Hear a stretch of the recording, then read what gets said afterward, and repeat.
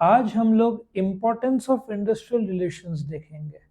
सबसे पहले तो आपको समझना पड़ेगा इंडस्ट्रियल रिलेशंस तीन पार्टीज के बीच में होता है। Employer employ, employer employer, employ employee. मतलब एम्प्लॉयर एम्प्लॉयर, एम्प्लॉयर एम्प्लॉय और एम्प्लॉय मालिक नौकर, मालिक मालिक नौकर नौकर। मैंने ऐसे नौकर वर्कर्स की बात कर रहा हूँ, ठीक है। सो जो इम्पोर्टेंस क्यों बढ़ा, एक डायनेमिक्स प्ले होता है कंपनी में कि मालिक है, वर्कर है, गवर्नमेंट है, गवर्नमेंट के कायदे हैं, जैसे कि इंडस्ट्रियल डिस्प्यूट्स एक्ट ऑफ 1947 है, फैक्ट्रीज एक्ट ऑफ 1948 है, पेमेंट ऑफ बोनस एक्ट है, ट्रेड यूनियंस एक्ट है, कंपनीज एक्ट 2013 है। बहुत सारे कायदे जो वर्कर्स के लिए बनाए गए हैं, जो कंपनी के लिए बनाए गए हैं, जिसके गाइडलाइंस आपको फॉलो करना पड़ेगा। नहीं फॉलो किया तो पेनल्टीज है, ठीक है। और ये इसलिए इम्पोर्टेंट कंसेप्ट है इंडस्ट्रियल रिलेशंस का कि इंडिया में देखा गया है कि स्ट्राइक और लॉकआउट्स कभी कभार एग्रेसिव रूप लेता है।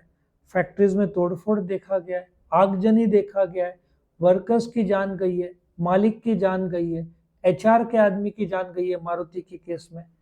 सो डैमेज होता है, डिस्ट्रक्शन होता है प्रॉपर्टी का। पुलिस फायरिंग हुआ है 40-50 साल पहले बजाज के फैक्ट्री में, मारुति के एचआर के आदमी का मर्डर हुआ था, ग्रेजियानो के सीईओ को मार डाला था। ये स्ट्राइक लॉकआउट, और स्ट्राइक एम्प्लॉय करते हैं, लॉकआउट मालिक करता है। ये इतना एग्रेसिव रूप ले लेता है कि डैमेज होता है प्रॉपर्टी को, इंसान की जान जाती है। तो पहला रिडक्शन इन इंडस्ट्रियल डिस्प्यूट, मैंने आपको कॉन्सिक्वेंस बता दिए। डिस्प्यूट तीन प्रकार के होंगे, employer employ, employer employ, employ employ. ये डिस्प्यूट, प्रॉपर्टी डिस्प्यूट जब उग्र रूप लेता है तो प्रॉपर्टी डैमेज होता है। फॉक्सकॉन जो इंडिया की एप्पल फॉक्सकॉन के थ्रू बनाता है, वर्ल्ड का नंबर 1 कॉन्ट्रैक्ट मैन्युफैक्चरर है। इंडिया में फॉक्सकॉन में तोड़फोड़ हुई थी, 500 करोड़ का लॉस हुआ था। कंपनी पे इल्जाम था कि कंपनी अपनी मनमानी कर रहा है। सो एम्प्लॉय ने जब स्ट्राइक किया, स्ट्राइक तो नहीं किया, तोड़फोड़ हुआ। उसके बाद एप्पल ने, एप्पल, फॉक्सकॉन और वर्कर्स, तीन पार्टीज है। फॉक्सकॉन बनाता है एप्पल के नाम पर, ठीक है। एप्पल फॉक्सकॉन को पे करता है, फॉक्सकॉन एप्पल का थप्पा लगाता है, और फॉक्सकॉन में वर्कर्स काम करता है। आज इंडिया में एप्पल बनाने वाले तीन कंपनीज है products, Foxconn, Wistron, Pegatron. Wistron को टाटाज ने खरीदा है, पेगाट्रॉन में 60% शेयर टाटाज ने लिया है। तो ये जो तोड़फोड़ हुआ था, 500 करोड़ का घाटा हुआ था फॉक्सकॉन को, और वर्कर्स को भी तो पगार नहीं मिला था उस समय जब फैक्ट्री बंद है कुछ समय के लिए। तो इंडस्ट्रियल डिस्प्यूट ना हो, ठीक है, एक ऐसा रिफ्लेक्शन जहां पे एम्प्लॉयर एम्प्लॉय मोटिवेटेड रहो काम करने के लिए।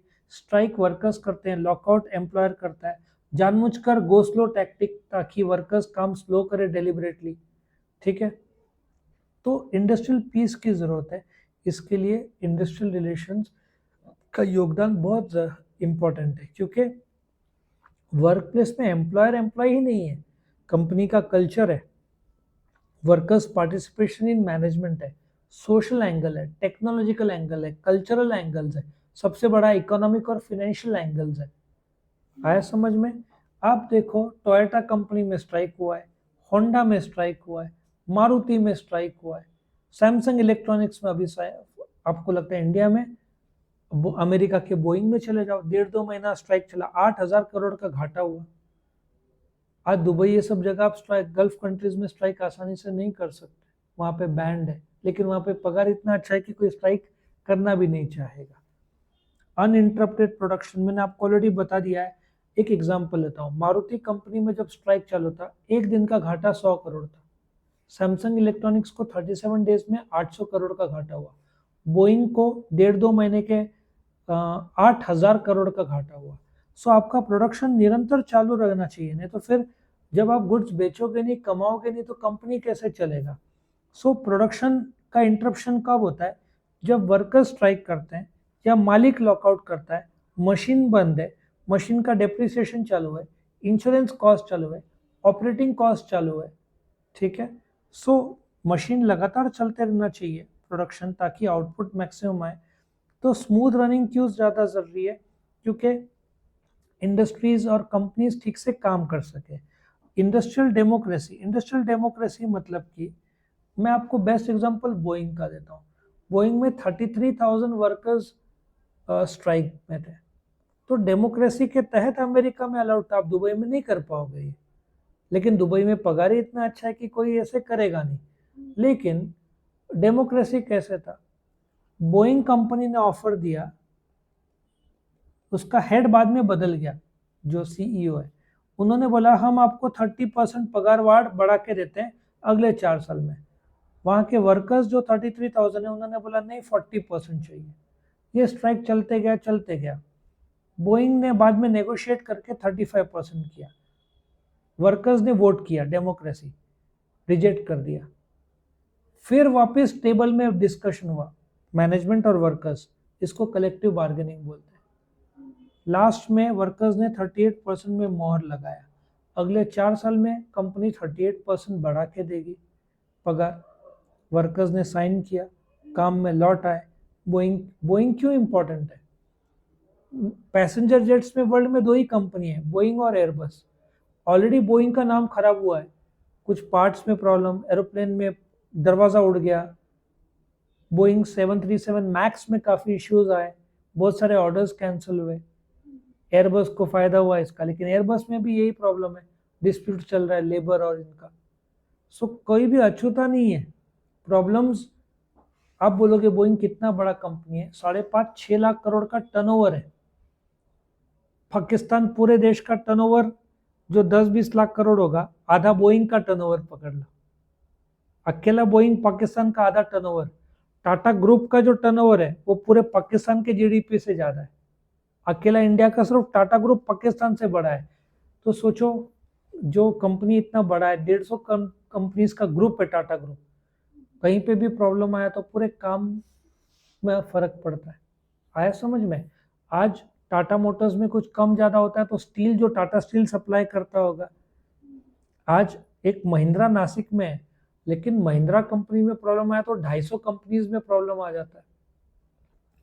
आज जब स्ट्राइक होता है कंपनी में, उसके सप्लायर्स को असर होता है।